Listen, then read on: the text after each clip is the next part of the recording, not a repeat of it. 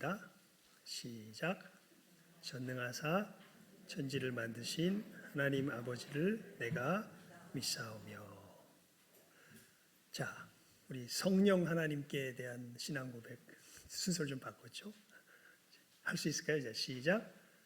또 성령을 믿사오며 거룩한 공회와 성도가 서로 교통하는 것과 죄를 사하여 주시는 것과 몸이 다시 사는 것과 영원히 사는 것을 믿사옵나이다. 자, 그럼 우리 성자 예수님께 대한 신앙 고백입니다. 시작. 그 외아들 우리 주 예수 그리스도를 믿사오니 이는 성령으로 잉태하사 동정녀 마리아에게 나시고 본디오 빌라도에게 고난을 받으사 십자가에 못 박혀 죽으시고 장사한 지 사흘 만에 죽은 자 가운데서 다시 살아나시며 하늘에 오르사 전능하신 하나님 우편에 앉아 계시다가 저리로서 산자와 죽은 자를 심판하러 오시리라. 자, 우리가 이제 마지막 부분에 거의 이르렀습니다. 이 성자 예수님께 대한 신앙 고백. 그 외아들 우리 주 예수 그리스도를 믿사오니 이는 성령으로 잉태하사 동정녀 마리아에게 나시고 본디오 빌라도에게 고난을 받으사 십자가에 못 박혀 죽으시고 장사한 지 사흘 만에 죽은 자 가운데서 다시 살아나시며 하늘에 오르사 전능하신 하나님 우편에 앉아 계시다가 저리로서 어떻게 돼요? 산자와 죽은 자를 심판하러 오시리라. 예. 그러니까 여러분 누누이 말씀드렸죠. 성경이 우리들에게 가르치는 그 믿어야 할 바를 이 성경을 갖다가 압축기에다가 꽉 짜가지고 이 성경이 내는 그 진액을 다 뽑아서 그것을 다시 정제해서 정말 핵심 중에 핵심만 추려서 이것을 성경이 믿으라고 하는 것입니다 라고 우리들에게 전하여 주는 것이 그게 뭐다? 그게 사도신경이다. 그게 사도신경의 신앙 고백의 내용이다. 예. 그러니까 정말 우리는 이 사도신경으로 신앙 고백을 하는 이 내용들이 무엇을 의미하는지 그런 의미에서 그 핵심 내용들만큼은 우리가 분명하게 깨달아 알고 우리가 우리의 믿음을 고백해야 하겠지요. 예. 절대 주문이 아니죠. 예. 그래서 일부러 제가 처음에 한번 여러분들이 저도 잘 하다 보니까 또 잘 안 되네요. 예. 따로 띄어서 이렇게 보면 여러분이 잘 할 수 있나 한번 봤죠. 잘 안 되지요. 왜냐하면 그만큼 내용 자체를 우리가 생각하기보다는 그냥 하나의 그 형식 속에서 그냥 그 따라하는 행동만이 우리들에게 익숙하기 때문에 사도신경의 내용들이 우리들에게 잘 사실은 아직은 친숙하게 와닿지 않는 것입니다. 이제 우리 오늘 우리가 또 함께 살펴볼 사도신경으로 고백하는 그 고백의 내용의 이제 핵심 내용이 예수님께서 전능하신 하나님 우편에 앉아 계시다가 그 다음에 어떻게 됩니까? 저리로서 어떻게 하십니까? 산자와 죽은 자를 심판하러 오시리라. 자, 저리로서 그곳으로부터 그곳이 어디죠? 우리 사도신경으로 신앙 고백할 때 전능하신 하나님 우편에 앉아 계시다가 저리로서 산자와 죽은 자를 뭐하러 오시리라? 심판하러. 그러니까 그냥 산자와 죽은 자를 심판하러 오시리라 이렇게 우리가 고백하지 않고 전능하신 하나님 우편에 앉아 계시다가 그 다음에 뭐가 있어요? 저리로서 산자와 죽은 자를 심판하러 오시리라. 그러니까 이 산자와 죽은 자를 심판하러 오시는 것이 사실은 내용상 보면 무엇과 연결되어 있는 것을 우리가 알 수 있냐면 예수님께서 전능하신 하나님 우편에 앉아 계시는 것과 어떻게 되어 있어요? 연결이 되어 있죠. 그래서 저리로서 그 전능하신 하나님 우편에 앉아 계신 그곳으로부터 이제 뭐하러 오실 것이다? 산자와 죽은 자를 심판하러 오실 것이다. 그러니까 산자와 죽은 자를 심판하는 것과 예수님께서 하나님 우편에 앉으셔서 통치하시는 것은 굉장히 밀접한 관계가 있는 내용입니다. 그러니까 여러분, 결국 예수님께서 하나님의 독생자 제2위 하나님께서 육신이 되셔서 이 땅 가운데 오셔서 우리들의 죄악으로 인하여 우리를 죄에서 건지기 위하여서 십자가에 죽으시고 부활하심으로 우리를 구원하시고, 여러분 이 구원의 역사가 우리의 삶의 현실이 되게 하시는 것이 바로 무엇이냐 하면 하나님 우편에, 하늘에 오르사 하나님 우편에 앉아 계셔서 지금 하시는 일입니다. 그 구원의 역사를 한마디로 표현하면요, 죽었던 자를 뭐하는 역사일까요? 살리는 역사입니다. 죽었던 자를 살리는 역사. 여러분, 우리가 죽었던 것을 아시며 우리가 예수 안에서 살아난 것을 아십니까?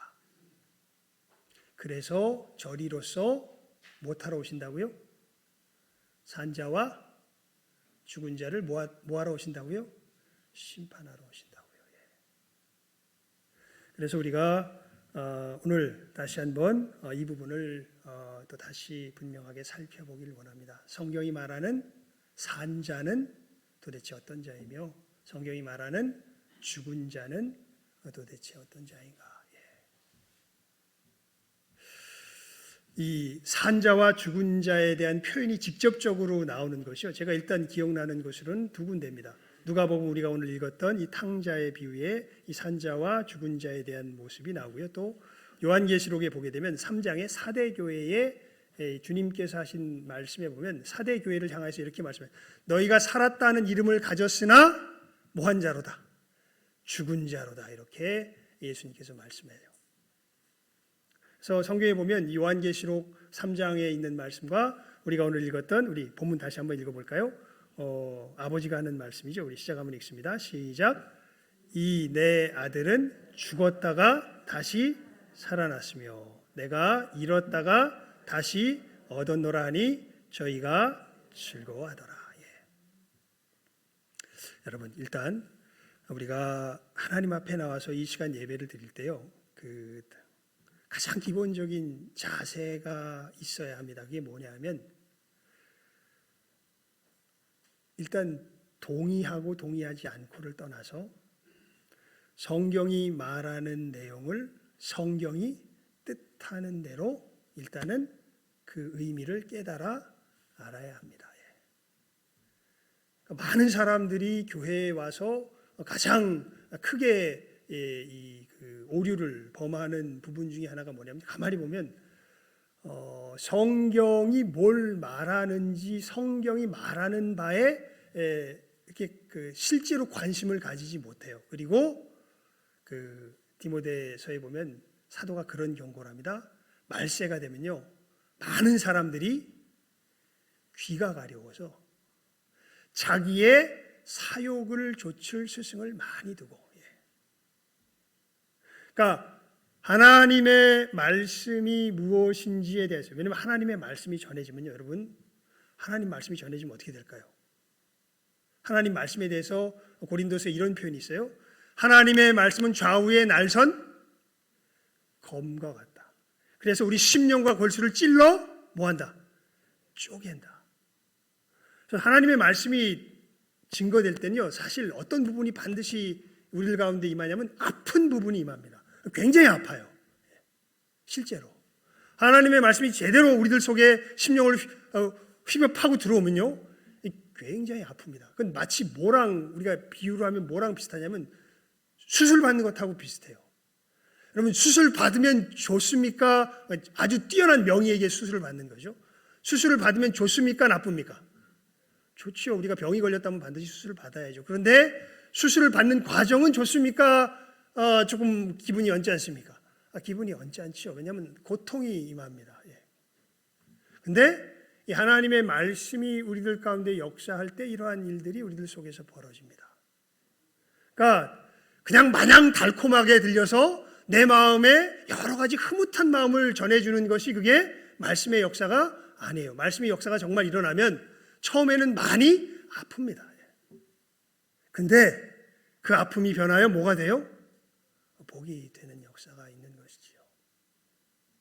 그래서 여러분 말씀을 들을 때는요, 그러니까 산자와 죽은 자를 심판하러 오시리라. 그럼 산자가 어떤? 우리는 이런 것도 하나 예가 되죠. 여러분, 하나님이 세상을 이처럼 사랑하사 독생자를 주셔서 있는 저를 믿는 자마다 멸망치 않고 영생을 얻게 하려 하심이라. 자, 영생. 그러면 우리는 단박에 뭘 생각하냐면 영원히 사는 거.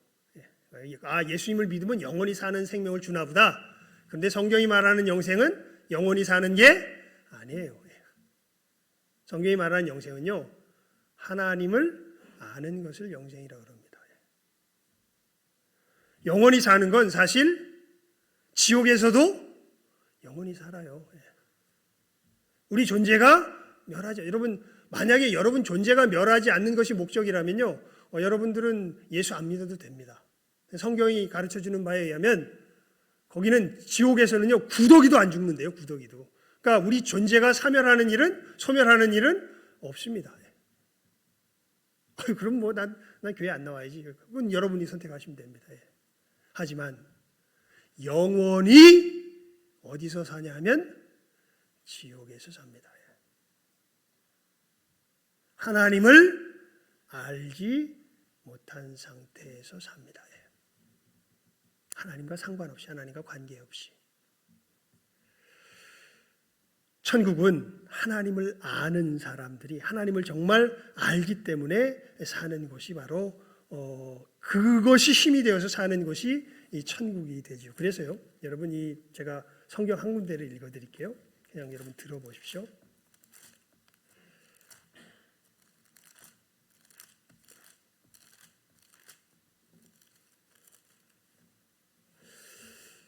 그때의 이리가 어린 양과 함께 거하며 표범이 어린 염소와 함께 누우며 송아지와 어린 사자와 살찐 짐승이 함께 있어 어린아이에게 끌리며 암소와 곰이 함께 먹으며 그것들의 새끼가 함께 엎드리며 사자가 소처럼 풀을 먹을 것이며 젖먹는 아이가 독사의 구멍에서 장난하며 젖된 어린아이가 독사의 굴에 손을 넣을 것이라. 나의 거룩한 산 모든 곳에서 해됨도 없고 상함도 없을 것이니 이는 물이 바다를 덮음같이 여호와를 아는 지식이 세상에 충만할 것임이니라. 아멘. 천국, 거기를 이사야 선지자는 어떻게 표현하냐면 하나님을 아는 지식이 마치 물이 바다를 덮음같이 온 세상에 충만한 곳이 천국이라고 이야기합니다. 그리고 그 천국이 이루어질 때 어떤 일이 벌어지냐면 표범이 어린 염소와 함께 누우며 송아지와 어린 사자와 살찐 짐승이 함께 있어서 어린 아이에게 끌리며 암소와 곰이 함께 먹으며 그것들의 새끼가 함께 엎드리며 사자가 소처럼 풀을 먹을 것이고 젖먹는 아이가 독사의 구멍에서 장난하며 젖된 어린아이가 독사의 굴에 손을 넣을 것이라. 나의 거룩한 산 모든 곳에서 해됨도 없고 상함도 없을 것이니. 여러분,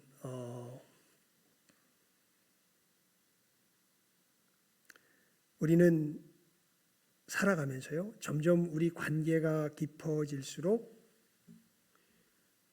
걱정스러운 부분이 생깁니다. 그게 뭐냐면 서로를 상하게 하는 거예요. 가족들 간에도 깊이 들어가면 서로를 심하게 상하게 하는 부분들이 있습니다. 근데 그 상하게 하는 것이 완전히 브레이크가 다 풀려가지고 정말 마음껏 더욱더 심하고 악하고 독하게 점점 더 기술이 세련되고 훨씬 더 잔인하게 브레이크 없이 계속해서 증폭되어져서 사람들이 관계 속에서 존재들이 관계 속에서 살아가는 그곳이 거가 어딜까요? 거가 지옥입니다. 안 죽어요.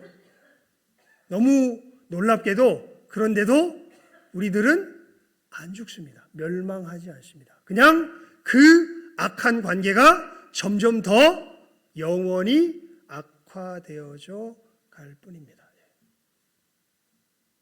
그런데 독사와 어린아이가 그러니까 독사라는 건 뭐가 있는 거예요? 자기 입에 독이 있는 거예요. 그리고 독사 날카롭잖아요. 예. 제 먼 친척벌 형이 옛날에 대관령에서 통신일 공무원 비슷하게 통신일을 하면서 이제 거기서 일주일 동안 설악산 꼭대기 올라갔다가 일주일 내려왔다가 하는 이제 그런 직업을 가졌었는데 거기서 있다 보니까 땅꾼들이 많이 있답니다. 땅꾼들이 있어가지고요. 땅꾼들 얘기를 해주는데 그 독사인지 아닌지 알아보는 방법이 있답니다. 이제 땅꾼들이 이렇게 뱀 잡으러 가다 보면 아침 이슬나게 보면 이게 뱀이 이렇게 또아리를 이렇게 딱 들고서 이렇게 이제 그 이슬을 먹으려고 이제 이렇게 앉아 있대요. 그래서 제가 독사인지 아닌지를 알려면요 이렇게 해보면 알 수 있다 그래요. 후다닥 하고 걔를 이렇게 공격할 듯이 이렇게 탁 쫓아가 본답니다. 그러면 100이면 100 모든 뱀들이 그렇게 탁 쫓아가면 처음에는 다 도망간대요. 후다닥 하면 샥 도망갔다가 독사는 어떻게 하고 다시 댐빈답니다. 그냥 도망가면 독 없는 뱀이고 다시 댐비면 독사랍니다. 예. 독사는 예민해서요. 예. 조금만 자극이 와도 뭐해요? 확 물어요. 예. 그런데 천국에서는 독사가 누구와 함께 있다고요? 예, 어린아이와. 그것도 어린아이 같으면은 부주의한 아이잖아요. 부주의함의 대명사가 어린아이 아닙니까? 그럼 어린아이가 독사의 구멍에다가 손을 넣고 막 장난치면 독사를 막 때리겠죠. 예. 와, 제가 정말 깜짝 놀라했던 일이 제 아들 녀석이 아기 때 있었는데요. 그게 뭐냐면 우리 옆집에 불독 같은 어떤 굉장히 큰 개가 살고 있었어요. 근데 이놈이 3살 땐가 4살 땐가 그 개가 이쁘다고 가서 이 머리 쪽에 털을 꽉 붙잡고 이게 막 이러고 있는 거예요. 어마어마하게 큰 개인데 합당하면 이게 콕 물릴 텐데 얼마나 놀랐는지요. 너무 감사하게 참 그 개가 아무 해코지도 안 하고 그냥 붙들린 채로 이렇게 있어줘가지고 너무 감사했던 기억이 났는데 여러분 천국에서는 독사의 굴에 누가 손을 넣고 어린아이가 손을 넣고 이렇게 해도 모두 없어요? 해함과 상함이 없습니다. 그러니까 여러분 이 하나님을 아는 것과 하나님을 모르는 것의 차이가 어마어마한 것을 우리가 성경의 가르침을 통해서 우리가 알게 되는 것이죠.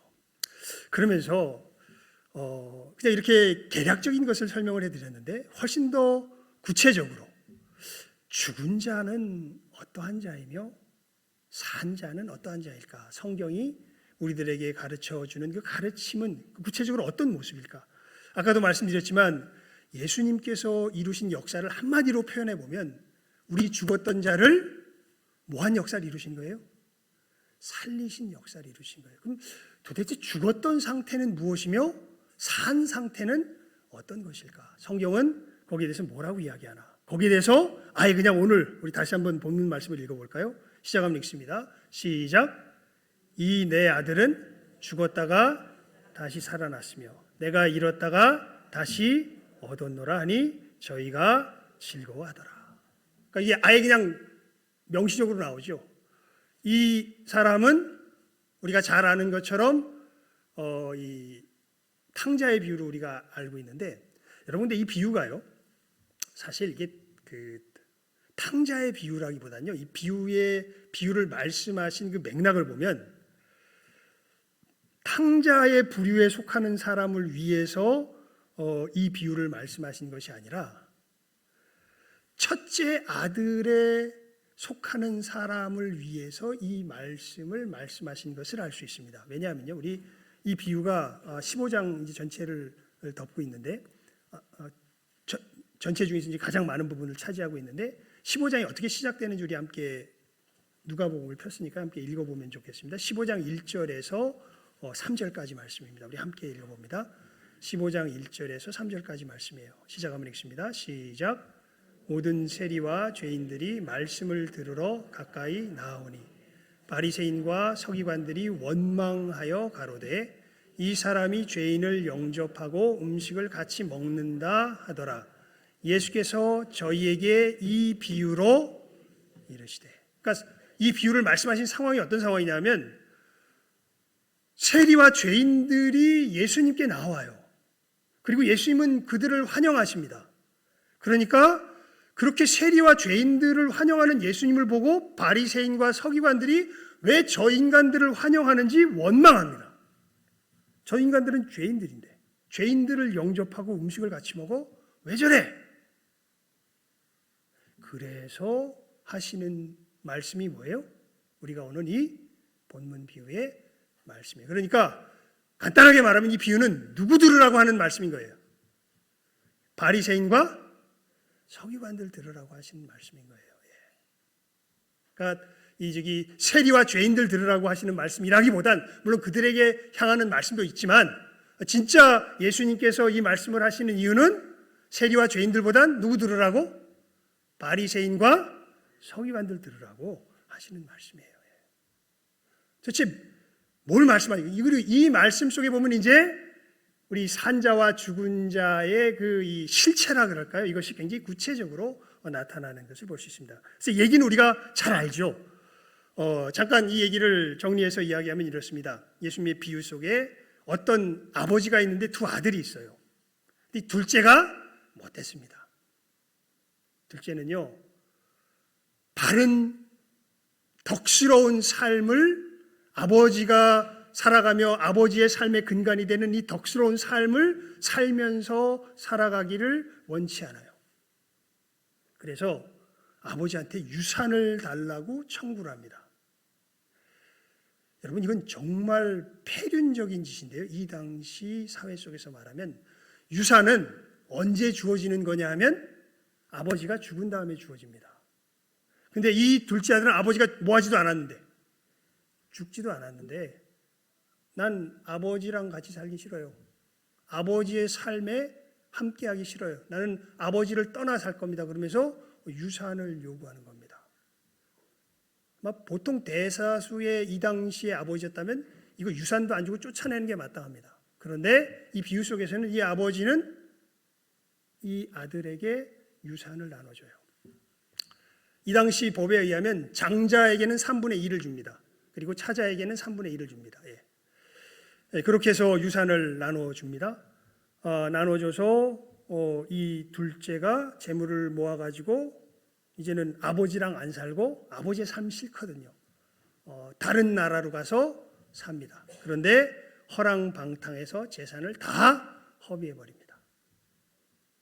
그래서 어느 지경에까지 이르냐면 유대인들이 제일 혐오하는 짐승 두 가지가 개와 돼지입니다. 그런데 돼지 치는 자가 돼요. 그리고 어찌나 그곳에 기근이 심하게 들었던지 먹을 것을 주는 사람이 없고 돼지에게 주는 그 돼지 쥐염 열매도 돼지랑 서로 눈치 보면서 뺏어 먹는, 그러니까 돼지 먹이를 가지고 겨우 자기 삶을 연명하는 그러한 처지에 둘째가 놓이게 됩니다. 그래서 그때서야 이 둘째가 뉘우치기 시작합니다. 하늘과 아버지께 내가 죄를 범하였다. 내가 살아간 삶이 잘못되었다. 아버지께서 살게 하셨던 그 삶이야말로 진정한 삶이었는데 내가 이러한 삶을 삶으로 내가 죄를 얻었구나. 내가 아버지께 용서를 구하고 그 삶으로 다시 돌아가야 되겠다라고 생각하고 둘째가 돌아옵니다. 그러면서 아버지에겐 이렇게 얘기하려고 그래요. 아버지, 제가 이미 유산까지 다 받아갔으니까 더 이상 자식으로서의 자격도 없습니다. 그리고 이 아버지 여기서 우리로 말하면 정규직이죠. 정규직 일을 할 그런 자격도 안 됩니다. 그죠? 정규직에 있는 사람 옆에 붙어서 일용직으로 그저 먹고 살게만 해주십시오. 그러면 내가 또 다시 돌아오려면요 명예를 깎았기 때문에 손해 배상을 또 많이 물어야 됩니다. 이 당시 법에 의하면 그거 내가 갚으면서 그저 일용직 근로자로서 아버지 품에서만 살게 해주시면 제가 그렇게 살도록 하겠습니다. 제발 저를 받아주십시오. 이런 이제 계획을 세우고 아버지를 찾아와요. 아버지의 삶에 다시 참여하기 위해서. 그랬더니 아버지가 오자마자 뭐 얘기도 하기 전에 쫓아나가서 맞아들여서 일용직이나 뭐 정규직이 아니라 아예 뭐로 다시 그 지위를 복권시키세요? 아들로서의 지위를 복권시키세요. 그러면서 수많은 사람들을 불러다가 잔치를 벌이면서 하는 말이 우리가 읽었던 오늘 본문 말씀입니다. 이 내 아들은 죽었다가 다시 살아났으며 내가 잃었다가 다시 얻었노라 하는 것이죠. 즉 아버지의 삶이 싫어서 그 아버지의 삶을 떠났다가 다시 이 아버지의 삶으로 뭐한 아들을, 돌아온 아들을 아버지가 뭐라 그러냐면 이 아들은 죽었다가 다시 어떻게 됐다? 살아났다, 이렇게 이야기하죠. 자, 그런데 이 두 번째 이야기가 훨씬 더 우리들에게 이 생명이 뭔지, 죽음이 뭔지에 대해서 그 실체를 알려줍니다. 이렇게 그 둘째 아들을 다시 복원시키는 이 일이 이루어지는 것을 맏아들이 알게 됩니다.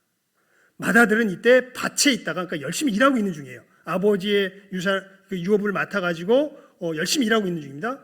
밭에 있다가 돌아와서 집에 가까이 오니까 이 잔치하는 소리가 들립니다. 그래서 도대체 무슨 일이냐라고 물어봐요. 그랬더니 당신의 동생이 돌아왔음에 당신의 아버지가 그의 건강한 몸을 다시 맞이게 되므로 인하여 살찐 송아지를 잡았나이다.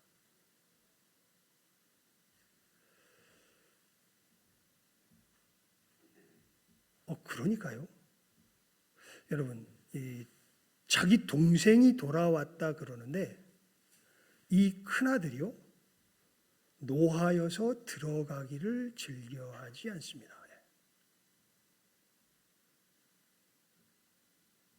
그래서 아버지가 오히려 나와요.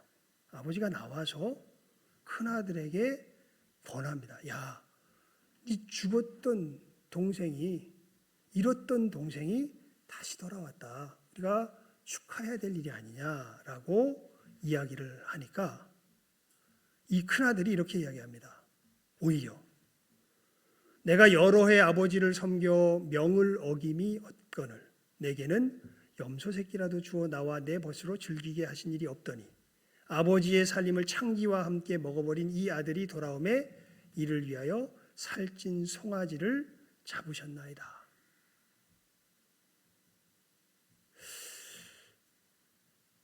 여러분, 이 큰아들도 겉으로 보기에는 아버지와의 삶을 함께하는 것처럼 보였는데 정작 아버지의 삶의 핵심은, 그 삶의 이 중심에는 이 작은 아들이 돌아오니까 이 작은 아들을 어떻게 하는 것이 아버지의 삶의 핵심입니까? 맞아들이는 것이 아버지의 삶의 핵심인데 이 큰아들은 그것을 기뻐합니까? 증오합니까? 증오합니다. 즉, 이 큰아들도 아버지의 삶을 함께 그 중심에서 나누질 못하고 있는 것을 이 말씀이 우리들에게 가르쳐주죠. 그러니까 여러분, 이 아버지가 하나님을 뜻하잖아요. 그러니까 너무 놀라운 일이 있는 거예요. 뭐냐면 하나님과 삶을 함께 못하는 길이 두 가지가 있는 거예요. 첫 번째는요, 아예 하나님의 법 자체를 둘째 아들처럼 뭐하는 길이에요? 어그러뜨리며 사는 길입니다. 근데 이 아들은 자기가 어그러뜨리며 살아가는 것이 잘못된 것을 알고 뉘우치고 어떻게 했어요? 다시 돌아왔어요. 그런데 첫째 아들은 놀랍게도 하나님께서 말씀하신 그 삶을 그 규칙으로는 뭐하고 산 사람이에요? 지키고 산 사람이에요. 그것도 오늘 말씀에서 보면 밭에서 일하다가 와요. 그러니까 정말 철저하게 지켰던 사람이에요. 여러분, 이러한 삶을 대표적으로 뜻하는 예수님 당시 사람들이 누굽니까? 바리새인들이죠.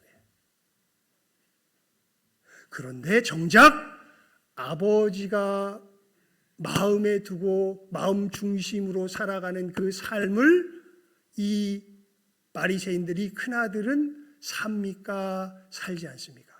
살지 않습니다. 그러니까 이 점에서는 똑같아요. 자기 삶을 막 살면서 하나님께서 주신 것을 이용해 먹는다는 점에서는, 하나님의 것을 주신 것을 이용해 먹는다는 점에서는 방식은 둘이 달라요. 작은 아들은 막 살면서 하나님의 주신 것을 이용해 먹습니다. 하지만 하나님의 뜻을 따라 하나님의 뜻을 기뻐하며 살아가는 게 아니라 하나님의 것을 이용해 먹으며 살아간다는 점에 있어서는 큰아들은 하나님의 규칙을 뭐 하면서 이용해 먹으며 살아가요? 지키면서 이용해 먹으며 살아가요. 정작 아버지가 기뻐하는 것을 뭐 하지 않아요? 자기 속에서 기뻐하지 않아요. 오히려 자기 뜻이 무너져 내려가니까, 아버지의 뜻과 자기 뜻이 반대되니까 누구를 배척해버립니다. 아버지를 배척해버립니다. 여러분, 아버지는 큰아들과 작은아들 둘 다 사랑해요. 그래서 여러분, 우리 그 본문으로 읽진 않았지만 우리 누가복음 15장 31절 32절 말씀 함께 읽어볼까요? 31절 32절 말씀입니다. 우리 시작하면 읽습니다. 시작. 아버지가 이르되 예 너는 항상 나와 함께 있으니 내 것이다 내 것이로되 이 동생은 죽었다가 살았으며 내가 잃었다가 얻었기로 우리가 즐거워하고 기뻐하는 것이 마땅하다 하니라 라고 하면서, 이 비유는 어떻게 보면 to be continued, 다음 회에 계속 뭐 이런 식으로 끝이 안 나고 딱 그렇게 아버지가 이 큰아들에게 권유하는 것으로 끝납니다. 어떻게 됐을까요? 이 큰아들이 자기 동생을 기쁨으로 맞이하였을까요? 맞이하지 않아야 했을까요? 아버지는 끝까지 그 큰아들에게 뭐 할 것을 권유해요? 기쁨으로 맞이할 것을 권유하는데 그 다음 어떻게 됐을까? 우린 잘 모르겠어요. 그냥 비유는 여기서 끝나고 맙니다. 그리고 여러분, 우리가 예수님 당시의 역사를 통해서 보아알듯이 대다수의 이 큰아들들은 작은아들을 맞아들이나요? 맞아들이지 않나요? 맞아들이지 않습니다. 즉 아버지의 삶에 참여하지 않는 것이죠.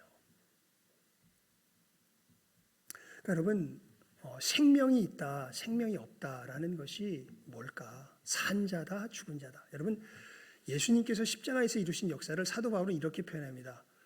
우리를 죄에 대하여 죽게 하시고 누구에 대하여 살게 하신다? 하나님께 대하여 살게 하신다. 이렇게 표현합니다. 여러분, 즉 하나님이 사시는 삶을 우리가 기쁨으로 살게 하는 그 변화의 역사를 이루시는 것이 바로 예수님께서 하나님 우편에서 우리를 위하여 행하시는 일이 됩니다. 그래서 여러분들, 그러니까 오늘 이 시간에 정말 우리 마음속에 이 진지한 질문을 바로 하실 수 있길 바라요. 여러분, 예수님 왜 믿습니까? 예수님께서 무엇을 내게 행하심을 기대하고 바라십니까? 우리 이 부분을 읽고 오늘 말씀을 마무리하도록 하겠습니다. 우리 베드로 후서 1장 3절 4절입니다. 베드로 후서 1장 3절 4절 말씀입니다. 시작하면 읽어보도록 하죠. 베드로 후서 1장 3절과 4절 이 말씀입니다. 우리 함께 시작하면 함께 읽어봅시다. 베드로 후서 1장 3절 4절 말씀입니다. 시작.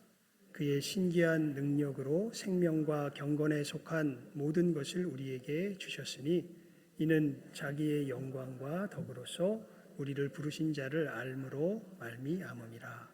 이로써 그 보배롭고 지극히 큰 약속을 우리에게 주사 이 약속으로 말미암아 너희로 정욕을 인하여 세상에서 썩어질 것을 피하여 신의 성품에 참여하는 자가 되게 하려 하셨으니. 자, 예수님께서 이루신 구원의 역사를 사도 베드로가 베드로 후서에서 한마디로 뭐냐면, 예수님께서 구원의 역사를 이루신 것은 즉 하나님 전능하신 하나님 우편 안전에 앉으시면서 통치하시면서 우리에게 이루시는 그 역사의 핵심은 우리로 어디에 참여하게 하시는 거다? 신의 성품에 참여하게 하시는 거다. 그러니까 내 목적을 위해서 하나님을 이용하는 것이 아니라 그 점에 있어서는 방식의 차이가 있지 누가 똑같았어요. 작은 아들과 큰 아들이 똑같습니다. 둘 다. 근데 작은 아들은 돌아와요. 어디로 돌아와요? 아버지가 살아가는 그 삶의 자리로 돌아와요. 그런데 큰 아들은 아직 돌아왔는지 안 돌아왔는지 몰라요. 그냥 너도 이 삶에 참여해야 되지 않겠니? 라고 아버지가 권유하는데 큰아들의 답은 오픈입니다. 왜냐하면 이 이야기를 누구에게 하시는 말씀이기 때문에, 바리새인과 서기관들에게 하는 말씀이기 때문에 그렇습니다. 그래서 여러분, 우리가 예수를 믿습니다. 그리고 예수님께서 이제는 산자와 죽은 자를 심판하러 오신다 그래요. 그러면 도대체 어떤 자가 산자요? 어떤 자가 죽은 자일까요? 오늘 말씀은 분명하게 우리에게 알려줍니다. 아버지의 이 삶에 진실하게 기뻐하는 마음으로 참여하는 자가 뭐 하는 자요? 산자요. 이것을 겉으로는 아무리 꾸며대도 자기 마음 깊은 곳에서 거부하는 자는 뭐 하는 자다? 죽은 자다. 그래서 이 아들은 죽었다가 어떻게 되고? 살아났고, 잃었다가 다시 찾았다. 이것을 함께 누리는 삶이야말로 내 삶인데, 큰아들아, 너도 이 삶에 참여해야 하지 않겠니? 라고 이야기하는 게 오늘 말씀의 내용이 되는 것이죠. 여러분,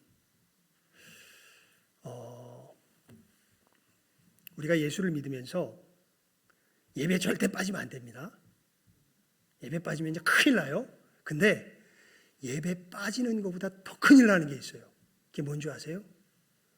우리 마음속에 하나님과 내 이웃을 향한 사랑의 마음이 사라지기 시작할 때입니다. 형식은 남아있는데 이 형식이 담은 내용이 사라지는 때입니다. 누가 그랬습니까? 예수님 당시에 바리새인들이 그랬죠. 아까 천국이 이루어졌을 때의 모습을 봤잖아요. 여기는 정말 사랑이 있는 것이에요. 내 독함과 여러 가지 아픈 것들이 다른 사람들에게 해가 되지 않도록, 부주의하고 힘든 사람에게도 해가 돼. 물론 우리는 이 땅에서 아직 모자란 게 많아서 애를 써도 해를 끼칠 때가 참 많아요. 하지만 이 천국에 사는 사람들은 이 역사가 내 삶이 되도록 하나님 앞에 은혜를 구하며 이 걸음을 걸어갈 줄 아는 사람들입니다. 안 되면 마음 아파하죠. 하나님, 제가 또 잘못을 했네요. 하나님, 나도 모르게 그만 옛 모습, 옛 버릇이 나와서 저 사람을 고통스럽게 했네요. 하나님 용서해 주시고 내가 잘못했으니 용서해다오. 정말 하나님께 주신 바른 삶의 기준을 기뻐하면서 그것이 우리 가운데 사랑으로 사라지기를 진실한 마음으로 바라며 나아가는 사람들. 이 사람들이야말로 예수님의 은혜를 제대로 받은 사람들이요, 예수님께서 심판하실 때 뭘로 분류될 사람들이에요? 산자로 분류될 사람들이죠. 하지만 이 마음이 없는 사람들, 잘한다 못한다의 이야기를 떠나서, 왜냐하면 우리는 다 잘 못해요 사실은. 근데 이것을 진실하게 소원하며 또 이것이 이루어졌음을 믿음으로 알며 내 삶 가운데서 이 역사 속에서 진보가 있는 사람들, 이 사람들이야말로 주님 앞에 어떤 자들이 될까요? 산자가 되겠죠. 이 마음 자체가 없이 그저 하나님을 내 이익과 내 유익을 위한 도구로 삼는 사람들, 아무리 그 삶 속에서 하나님의 규칙을 잘 지킨다 해도 이 사람들은 산자가 아니라 어떤 자들입니까? 죽은 자들인 것을 오늘 말씀을 통해서 우리가 분명하게 알 수 있는 것이지요. 여러분, 주님의 은혜 가운데 이 산자에 속하여 우리 모두가 하나님 앞에 함께 설 수 있기를 주님의 이름으로 축원을 드립니다. 기도하겠습니다. 하나님 아버지, 감사합니다. 저희들 오늘 말씀을 통하여서 이 산자와 죽은 자가 말로 설명하기에는 너무 어려운 부분들이 있기에 예수님께서 비유로 말씀하여 주신 이 탕자의 비유 속에서 구체적인 예를 통하여서 참으로 어떤 자가 산자인지 어떤 자가 죽은 자인지 저희들 말씀으로 그 의미를 교훈을 받았습니다. 하나님, 이 시간 함께하는 우리 모든 귀한 영혼들 주께서 이 말씀 가운데 붙들어 주시고 하나님 정말 아버지의 삶에 진실함으로 기뻐하는 마음으로 비록 모자라고 부족한 부분들이 있지만 주님께서 이루신 구원의 역사를 믿으며 어제보다 오늘이, 오늘보다 내일이 이 하나님의 성품을 닮아가는 복된 삶 가운데 더욱더 풍성한 참으로 삶의 거림을 내디디며 나아가는 모든 복된 영혼들, 참으로 산자가 우리 모두가 되게 하여 주시기를 간절히 바라옵고 소원하오며 모든 것 예수님의 이름으로 기도드리옵나이다. 아멘. 우리 찬송 162장 부르시면서 준비한 예물 드리도록 하겠습니다.